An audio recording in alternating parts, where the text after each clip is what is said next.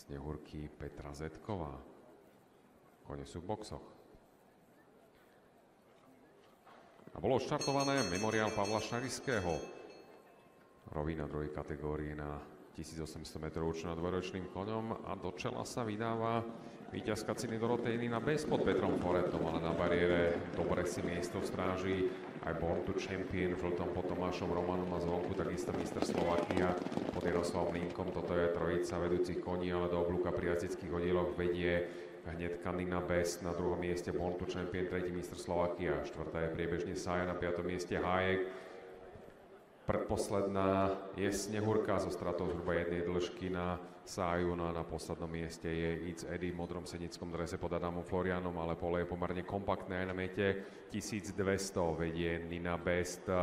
Na druhom mieste teraz Mistr Slovakia a Hájek sa tam zvonku vynoril za vedenia Monira Madýho, teraz je druhý, tretí.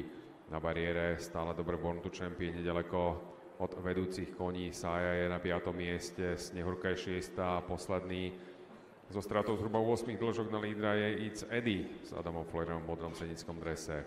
Vedie stále Petrom Foretom navigovaná víťazka ceny Dorotej Nina Best, na druhom mieste je Hájek.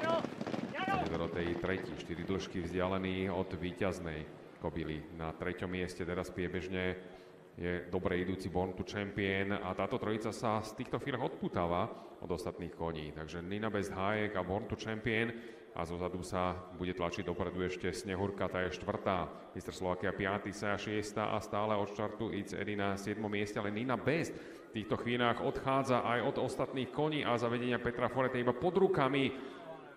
Zdá sa, že Zuzana Kubovičová má veľmi talentovaného dvojročného koňa a hnedka už 100 metrov do cieľa rozhodla tieto dosti. Petr Foret položil ruky a toto bude zadržané víťazstvo. Demolácia dvojročných koní. Nina Best víťazí, na druhom mieste Hájek, tretí je Born to Champion. Na 4. mieste prebieha cieľom It's Eddie, 5. Mistr Slovakia, potom Sája a Snehurka. Takže videli sme skvelý výkon Niny Best, v Nemecku narodenej hnedky, ktorej majiteľom je poľnohospodárske družstvo Kúty. Zuzana Kubovičová ukázala ďalšie ESO z lotu dvojročných koní. No a Petr Foret sa, myslím, že veľmi pekne, veľmi dobre zviezol v týchto dostioch. Nina Best zatiaľ neporazená po víťazstve cene Dorotej na 1600 metrov, aj ešte suverénnejší druh.